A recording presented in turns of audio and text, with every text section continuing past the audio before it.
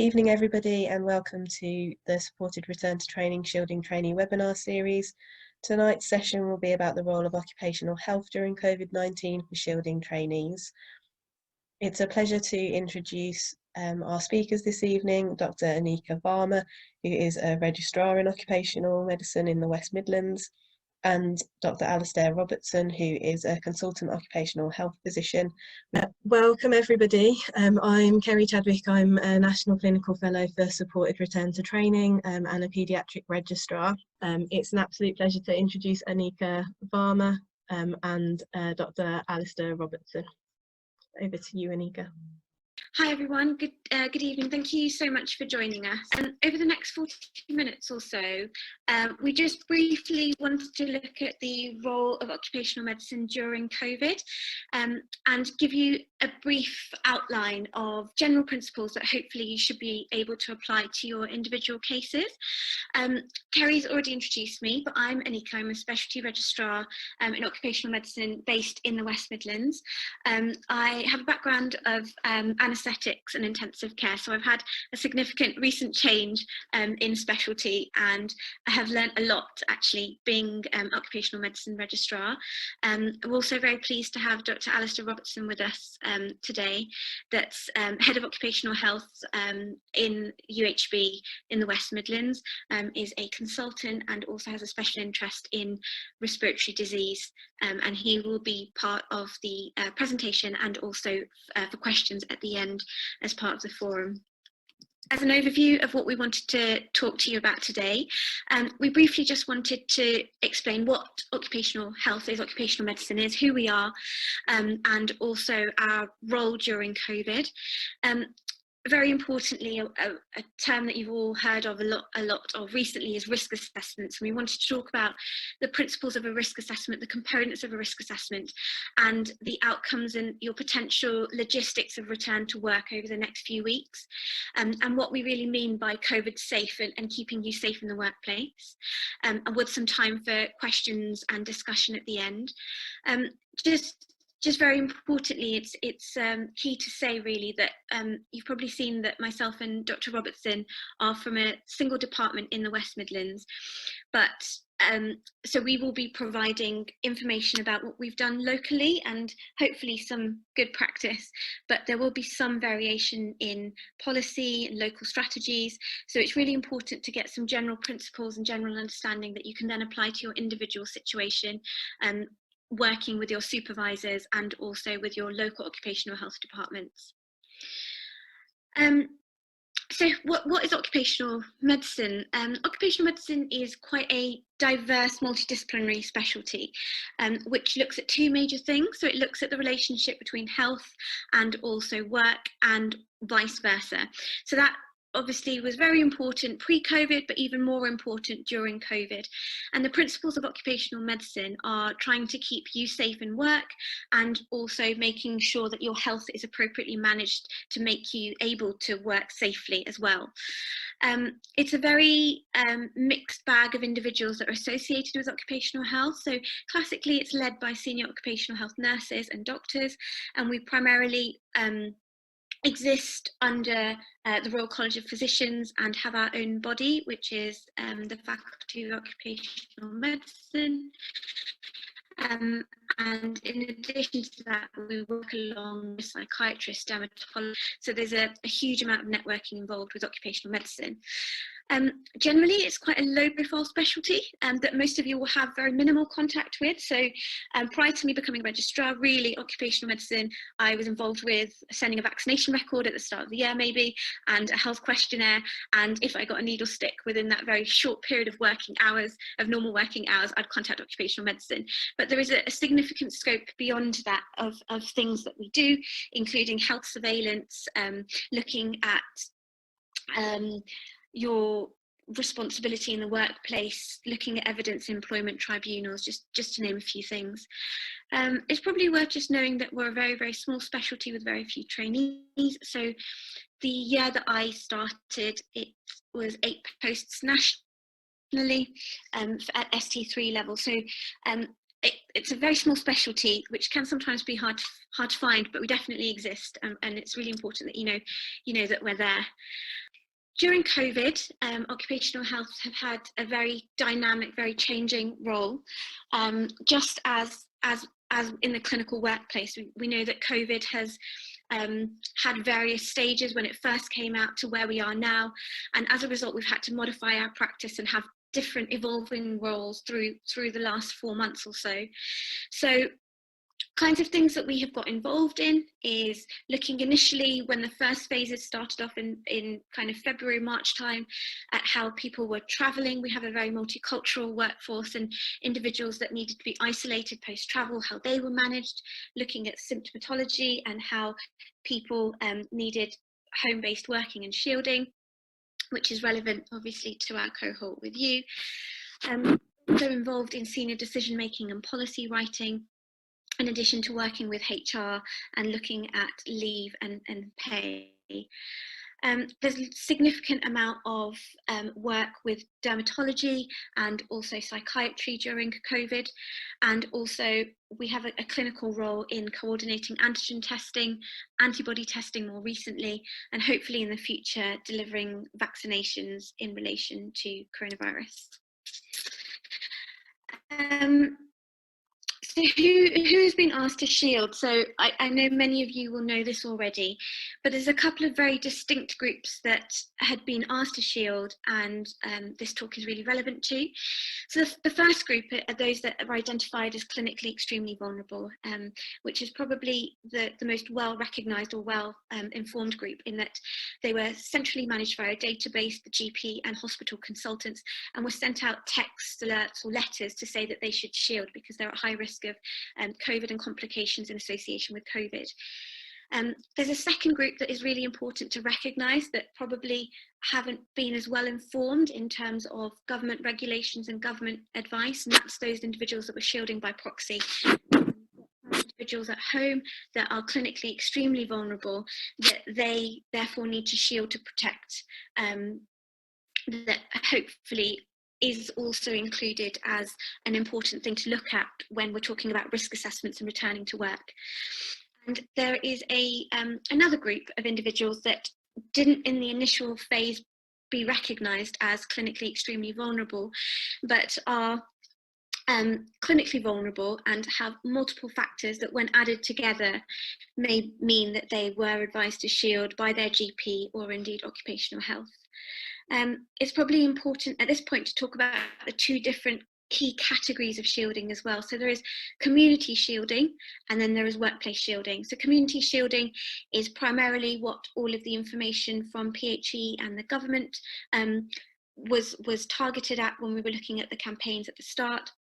And workplace shielding is an extra tier which is relevant to us as healthcare professionals, where there is increased recognition that there is a slightly increased risk of transmission of COVID within the hospitals. So those individuals that were not initially captured by the clinically extremely vulnerable group and they were told to shield were recognised as potentially being at increased risk in the workplace, and therefore were advised to shield on a workplace shielding basis rather than a community shielding basis. So it's important to just recognise that those two different strands exist. Challenges that I'm sure many of you faced during shielding and possibly still continue to face as well, and at this point in time, that we were just thinking about, and I'm sure there's many more that you can identify. There's significant uncertainty with what was happening in terms of COVID rates, in terms of your own medical health and what guidance that you should be following. A big one for trainees and also trainers is how shielding and how restricted duties affect your progression, your exams, your ALCP. As much as we've tried to be as consistent as possible, having looked at the Facebook groups and looked around, there are some trainees that have been given conflicting advice that can be quite frustrating and quite difficult to manage, and we completely recognise that, and it's something to acknowledge. The process of isolation in itself and shielding and being away from the front line or being away from your place of work and dealing with the emotions associated with that was something we talked about in the last webinar. And probably one of the most frustrating is lack of clear information, lack of support And that obviously is nobody's fault, but because it was a dynamically evolving situation, information and communication potentially between supervisors and trainees and vice versa wasn't as great as it could have been, but hopefully we can get some strategies to build that in the future. And then also a lack of clinical evidence. We're all practitioners and we work really on evidence-based medicine and evidence-based practice. And because this has happened so quickly, consistent verified models and evidence is lacking, and hopefully developing, but lacking, especially during the early stages, which has made this a period of increased uncertainty. And probably now the most heightened feature is that of anxiety relating to returning to work and potential decay in competency, especially in craft specialties. And that's something that is really important to recognise and manage at this point in time. So moving on to the concept of risk assessments, which Dr. Robertson will talk a little bit more about in a moment. Every individual, every employee, whether you're a trainee, a supervisor, or a manager, should have access to a risk assessment, independent of whether you think you're low or high risk. Obviously, it may be more higher risk if you're in the shielding category, but even if you're in a lower risk category, when you do a self-assessment, you should be having a formal risk assessment in the workplace. And it's really important that we get that message across to you, that you do have rights to have a risk assessment and to get a good return to work plan for you. It is obviously a very individualized process, so what's right for you may not be right for somebody else, and two individuals with the same condition may come out with a different management plan, relating also to the risks that they may be differentially exposed to in the workplace. So comparing between individuals can cause increased difficulty. Like I said, there is an individual risk assessment on your own basis, but employers and employees should be carrying out a workplace assessment, so assessment of the environment and how that can be made safe, and we'll talk a little bit about that later on. And primarily, this is the model that we're using in the West Midlands. The risk assessment should be carried out by the individual in conjunction with their line manager, using local policies and guidance that should be produced and available on the intranet. If there are any concerns or any further need for advice, it should be reported back or escalated to Occupational Health. But the individual themselves, if they're unsure, may approach Occupational Health at any point if required. And obviously, confidentiality is very, very important. And there may be things that you're not comfortable discussing with your line manager, and Occupational Health are always happy to be involved at this point. And something that was posted in one of the Slido questions pre this talk is whether you can obtain repeated risk assessments, and that's definitely the case. If there is any change in your circumstances, then you have a right to have a further risk assessment, because it may change things for you, most definitely, and change the outcomes of what you should and shouldn't be doing. So really that's important to know. And inevitably, there will be some cases in which there will be differences in what you may think and the outcome of your risk assessment shows. And it's important to just be very open and honest in those discussions and get other people involved. So Occupational Health are very happy to advise, as I've said before. There's also the BMA. Within our trust, we have risk panels, which is led by senior clinicians that look at more difficult decision making, and have especially been involved in shielding by proxy and case management in those cases. And there are other agencies such as ACAS that look at employment disputes, but we can talk a little bit more about that at the end. Dr. Robertson, I just hand over to you. Yep. Hi, good evening, everybody. First of all, I think that there are certain elements of the risk assessment. There's the individual risk assessment, which is based upon things like your age, ethnicity, and your sex, your underlying health conditions, and pregnancy. And say that, first of all, that risk assessment is not something just for this current risk assessment process. It happened very early on, as Anneka mentioned, where we were looking at workplace restrictions, i.e. doing something over and above the government's guidance about those that were extremely vulnerable. We were also looking at those who were more vulnerable than we would wish, and therefore looking to exclude them also from work. And at that time, I think, as Anneka mentioned, we actually had very little data to go on. We had very little data from China, and we were getting some early data from Italy. And it wasn't really until there was a good study, open safety study, where we were looking at 17 million NHS data sets that we began to get some decent data about things like underlying health conditions, sex, age and ethnicity, and the risk to the individual. As I say, earlier on, we were really having to go on what specialist societies told us about their own perceptions about risk. And this was not based on any evidence or any data. So we would have stuff from the British Thoracic Society, diabetic, rheumatological and so on. And it was out of those societies that we constructed our original guidance about restricting from work. And it was only later, once we had the open safety paper, and as I'll mention a little bit in the next slide, more detailed guidance about adjusted hazard ratios, that we could have some better guidance on risk assessment and some better confidence in judging risk assessment, although I would have to say it is still very imprecise. There's also workplace assessment. The workplace assessment is difficult. This is not just something that's the domain of occupational health, it's obviously also the domain of health and safety, and very much the domain of infection prevention and control. They're the ones who know the data about where COVID is coming in, where there's been patient-to-patient spread, where there's been patient-to-staff spread, where there's been staff-to-staff spread. And so infection control really need to have a very integrated approach into the individual risk assessment, not just occupational health. So yes, so this was the Faculty of Occupational Medicine guidance, where, as I mentioned, we're looking at the workplace assessment, which is, whether you're an acute NHS trust receiving acute COVID cases, or whether you're mental health, looking at the workforce, as I say, those that were generally increased risk, and then an individual assessment.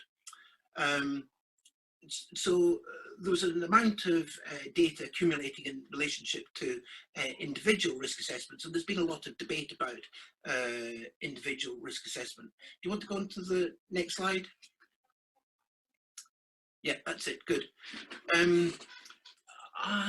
There was, as I say, a study done, open safety study, which for the first time gave some detailed adjusted hazard ratios for each individual, age, ethnicity, and underlying health problems.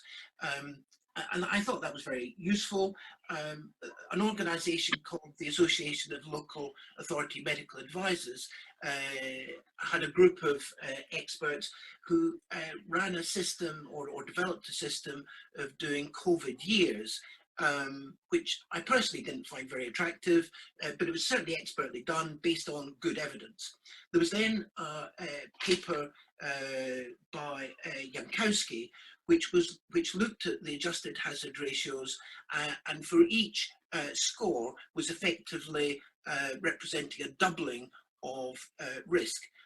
And so we have for age, less than 50, 0, and obviously it depends upon what age you use as your index age, but in Jankowski's paper, greater than 51, 3 and 6 if you were over 70. So, for males, for instance, the adjusted hazard ratio for males is 1.99, so that gives you a doubling of risk. So they give you give you a score of 1, and 1 effectively is a doubling of risk.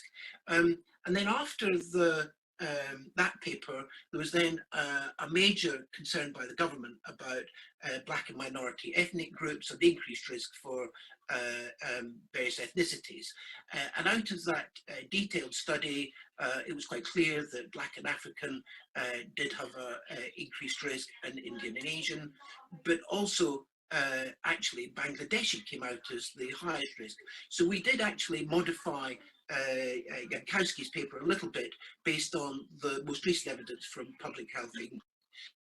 Again, there's talking about pregnancy, there's guidance from the Royal College of Obstetricians and General Gynecologists, and in fact that's been updated as of last Friday. And then obesity obviously is a strong predictor.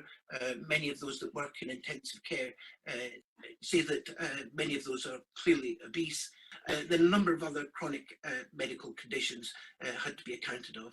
And I also included that if you've been given guidance by the government to shield, then that automatically puts you into a high risk. So it was simply a numeric risk scoring system, and if you were under 3, then that was low risk.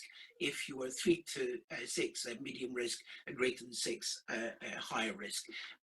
And then out of that, there was then a question about how you modify the work environment so that it is safe for you, or as safe as you can make it, for an individual to return to work based on their, or remain at work based on their vulnerability. And clearly that's a very dynamic situation. I mean, as Anneka's already said, the data and the controls for COVID have been evolving, and you know, what was unsafe last week may be much safer now that we're implementing widespread usage of masks, now that we're enforcing properly social distancing and distancing within hospitals, getting people to work from home, reduced footfall, higher levels of PPE, much more COVID testing of patients, particularly if they stay overnight, so that hopefully hospitals are becoming much safer, and there are, in our hospital we call them cold zones, in other hospitals they call them green zones, and so that people, if they are at high risk, should be able to work in these cold zones.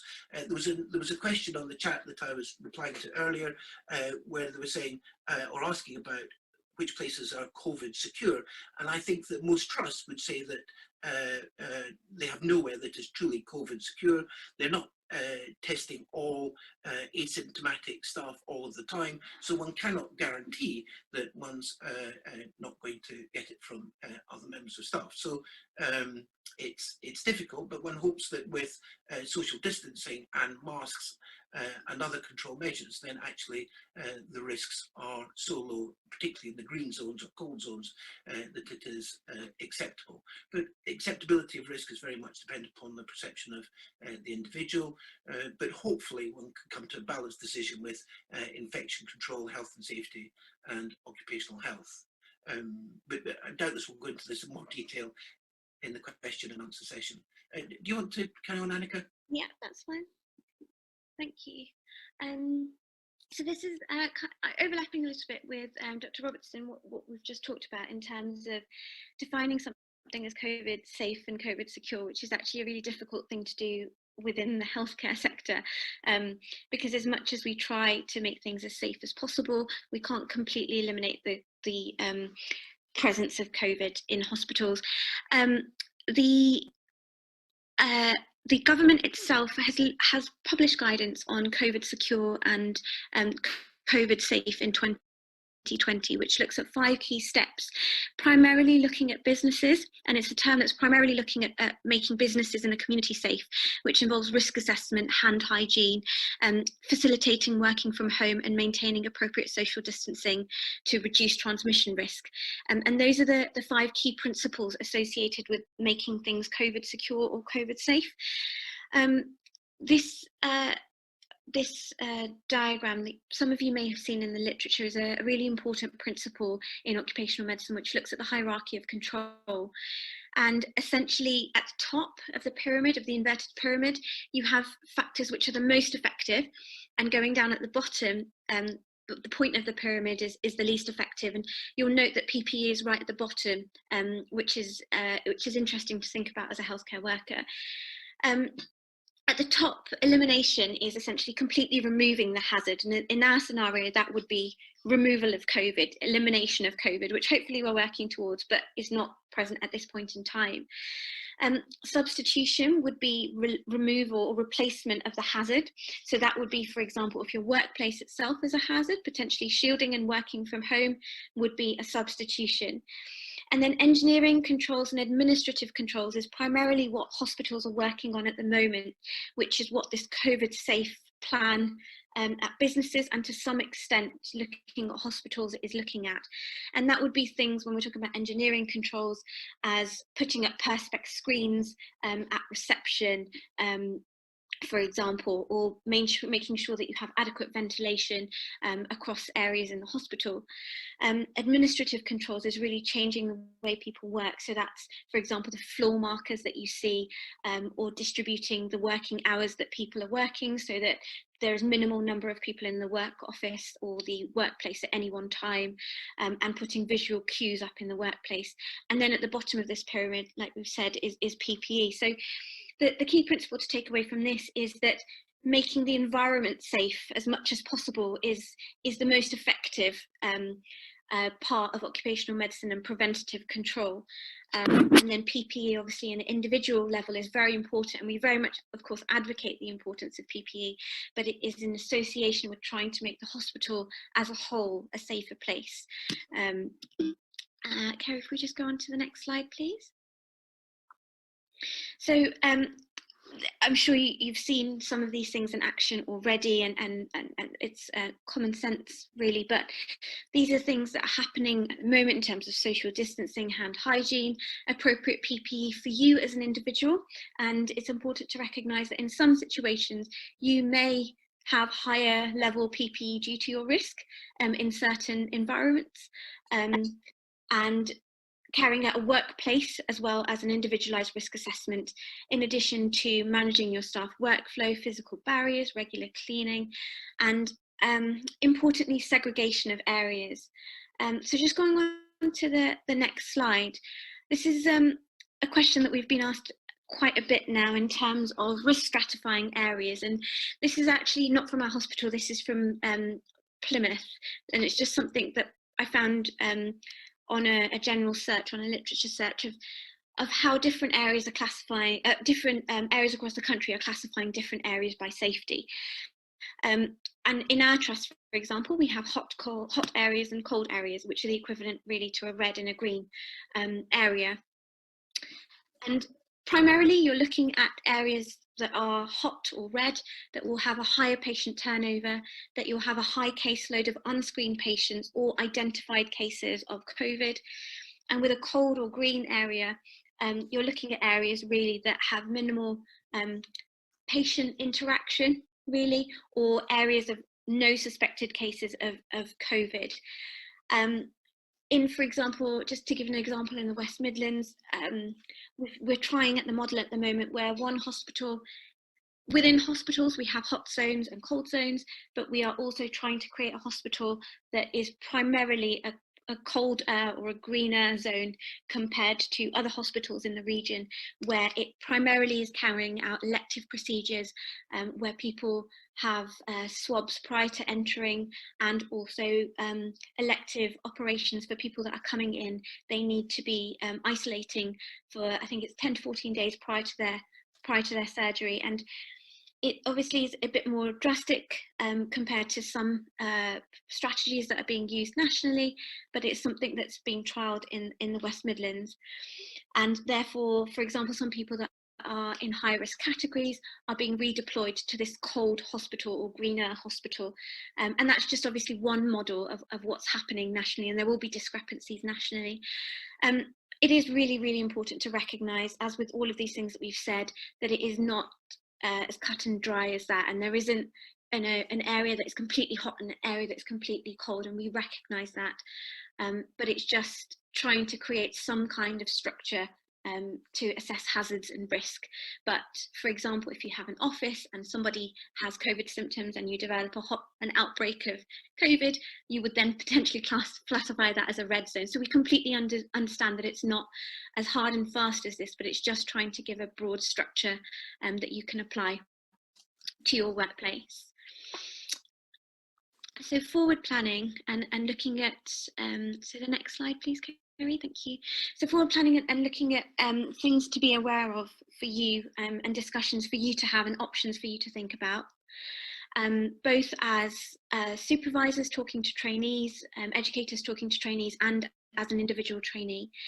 I think one thing we've tried to emphasise is that it's a very much an individualised process, and you will be the best person to know your individual circumstance, and it's important that you act as an advocate for your own situation. And there are lots of people out there that will want to help you, and OH definitely will be there to provide advice.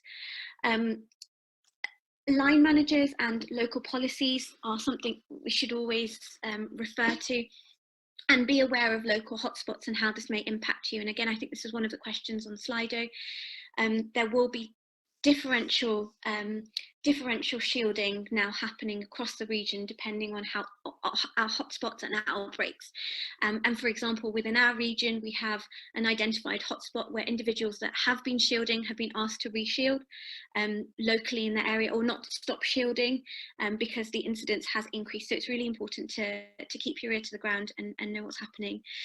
From a training point of view, discussing plans for return to work, including logistics, something that we talked about in the last webinar. Simple things such as one of the other fellows had talked about returning to work after 3 months and not being able to access the hospital because cards are deactivated after three months of not having swiped in.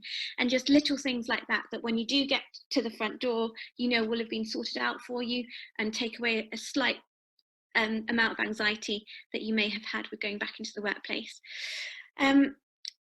Speak to colleagues and speak to other individuals that are in a similar situation. It's brilliant that you have a network on Facebook and Twitter to discuss these things. It's really important to bounce off one another. And also, it's really important to think about your entire journey of the whole day in terms of how you'd be getting into work, where you'd be having lunch, what your break rooms will be like. Will you be more comfortable having your own cutlery, and that's your personal decision, and how you're coming out of work. So just having a plan in your head and doing what you feel comfortable doing, and stick to those principles. Next slide, please, Kerry. It's not an exhaustive list, but it's just some of the things that you may want to think about. So an individualized risk assessment will stratify your risk and potentially give you options of what you can do. It's a certain amount of creative and lateral thinking on your own, on the part of your line manager, yourself, and occupational health, to think what plans are appropriate for you. So some people, for example, will be able to return to work as normal, and I'd probably think that that's not the majority of you, and there should be some reasonable adaptations taking place, such as moving to colder or greener zones, as we discussed before, or only working with screened negative patients, or only working with high levels of PPE. Some of you may continue to work from home or remote clinics, and that is still feasible and logical and absolutely appropriate if that's right for you and is doable for your patients as well. In some situations, there will be the need for redeployment, so moving to a completely different unit, moving to a different specialty, and also potentially in some cases a change of specialties in a very small minority of people. I think, again, this was something that was mentioned in our last webinar, in that the end of shielding from a government point of view has coincided with change of rotations for us as junior doctors, which is a little bit unfortunate, but probably causes a slightly more anxiety. So it's important to have discussions with your supervisor, your TPD, if there's any potential options for reintroduction into your old places of work and extending rotations. It's important to think about those solutions, and even on an individual basis from your own health, making sure that your own clinical conditions, for example asthma, and I'm sure everyone does this already, is as optimally managed as possible, so to therefore reduce your risk further. Next slide please, Kerry. Thank you. So in summary, I hope we've given some broad principles of who we are, where we are, how you can access us, and the processes associated with the risk assessment. Just to get thinking about creative solutions that balance patient care, your own training, and your own personal health, which is really important, because obviously we want you to stay well and only carry out duties if it's safe for you to do on an individual level. And that balances with maintaining a workforce, but very importantly, keeping you safe at work is a huge priority. And therefore, any concerns that you do have should be escalated via the appropriate channels as soon as possible. We have said a couple of caveats to the presentation in that we've looked at our local experience, and some of it may or may not be relevant to you and may be very differential, but we have, obviously there has been significant difference in experience between trusts and between two different individuals. We recognise that, and we understand, I think everyone understands that it's a very dynamic situation and things have changed very fast, but it's hopefully things will you'll get management plans for you on an individual basis, and if you disagree, there is a forum for you to discuss those further. Thank you so much, Dr. Varma and Dr. Robertson, for giving up your time to talk to us this evening. I think you've given us a really good overview of the principles of occupational health during COVID-19 and how they apply across different regions and different individuals. So thank you very much for that. Thank you to everyone who has joined us either this evening or via the recorded session. Do feel free to suggest any further topics you would like us to focus on by going to slido.com, type in the event code #topics, and you'll see that there's a poll there or a Q&A. Please do just jot a few notes as to what you would like us to consider looking at in the future. Many thanks again for joining us. Good evening.